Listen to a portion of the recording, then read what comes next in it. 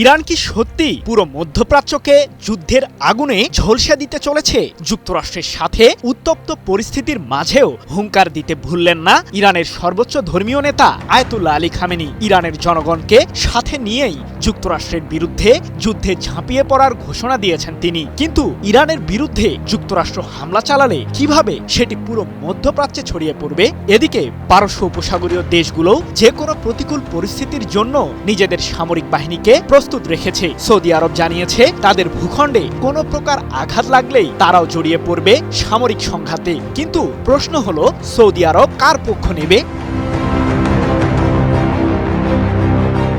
৬টি ডেস্ট্রয়ার, একটি বিমানবাহী রণতরী এবং ৩টি উপকূলীয় যুদ্ধজাহাজ। ইরানের বিরুদ্ধে সামরিক হামলা চালাতে এমন প্রস্তুতি নিয়েছে যুক্তরাষ্ট্র। কিন্তু আঞ্চলিক দেশগুলোর চাপ এবং ইরানের সামরিক সক্ষমতা বিবেচনায় নিয়ে দেশটির বিরুদ্ধে পদক্ষেপ নিতে ব্যাপক চিন্তাভাবনা করছেন মার্কিন প্রেসিডেন্ট ডোনাল্ড ট্রাম্প। কিন্তু কিছু আন্তর্জাতিক সংবাদ মাধ্যমের ভাষ্য, যে কোনো মুহূর্তেই ইরানের বিরুদ্ধে চূড়ান্ত সিদ্ধান্ত নিতে পারেন মার্কিন শাসক। কিন্তু কিসের অপেক্ষায় ক্ষণ গণনা করছেন ট্রাম্প?